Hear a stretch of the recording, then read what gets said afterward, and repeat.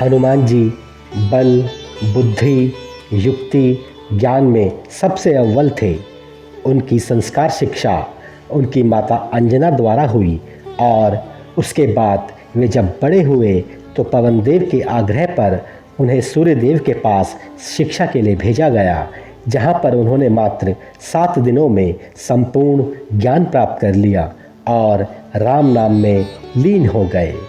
वैसे तो हनुमान जी को गुणों की खान कहा जाता है, लेकिन आज हम हनुमान जी के कुछ गुण आपको बताने जा रहे हैं, जिनके माध्यम से एक व्यक्ति अपने व्यक्तित्व का विकास कर सकता है। तो आइए जानते हैं हनुमान जी के कुछ गुणों के बारे में।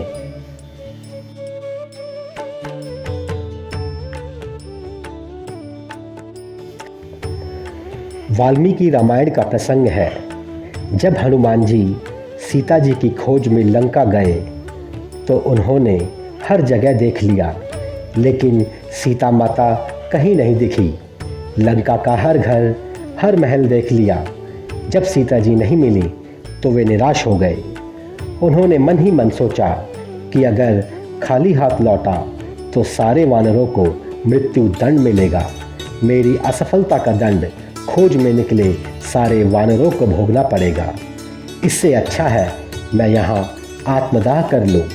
मैं समुद्र के उस पार लौटूंगा ही नहीं तो जामवंत, अंगद सहित बाकी लोग इंतज़ार करते रहेंगे और उनके प्राण बच जाएंगे। हनुमान जी ने मन ही मन में आत्मदाह का निश्चय कर लिया। इससे उनके मन की बेचैनी खत्म हुई। उन्होंने फिर शांत चित्त से विचार किया कि आत्मदाह करने से पहले एक बार फिर लंका के उन स्थानों को देख लूं जहां अभी तक नहीं गया। एक आखिरी प्रयास कर लेता हूं। इसी आखिरी प्रयास के तहत वे अशोक वाटिका पहुंचे और वहीं उन्हें सीता माता मिल गई।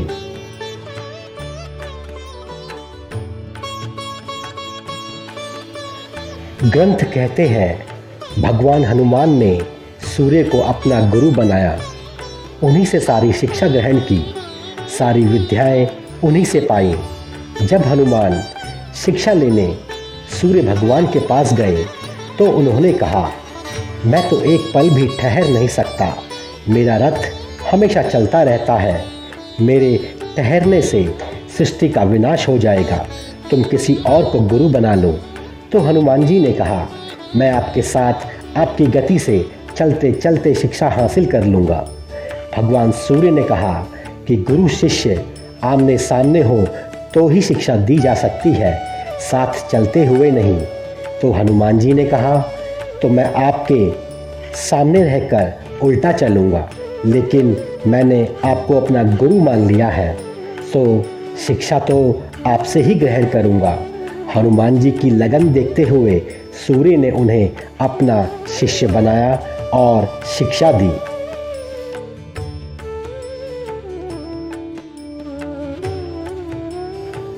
रामचरितमानस में सुंदरकांड का प्रसंग है। हनुमान जी समुद्र लांघ रहे थे। समुद्र ने सोचा कि ये श्री हरि का काम करने जा रहे हैं, थक ना जाएं, इसीलिए समुद्र के तल में रहने वाले मेनाक पर्वत से कहा कि तुम ऊपर जाओ और हनुमान जी को अपने ऊपर विश्राम करने के लिए जगह दो।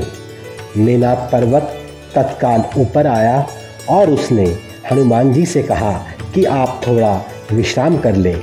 हनुमान जी ने विश्राम नहीं किया, लेकिन मेनाक पर्वत के आग्रह को टाला भी नहीं। उन्होंने अपने हाथ से मेनाक पर्वत को छूकर उनके आग्रह का मान रख लिया और कहा कि जब तक श्री राम का काम ना हो जाए मैं विश्राम नहीं कर सकता।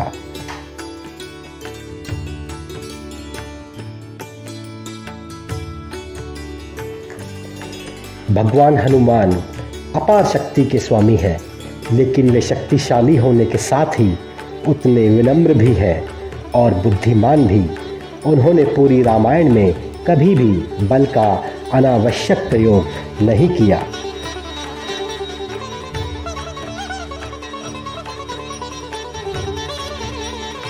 रामचरितमानस के सुंदरकांड में ही अशोक वाटिका का प्रसंग है।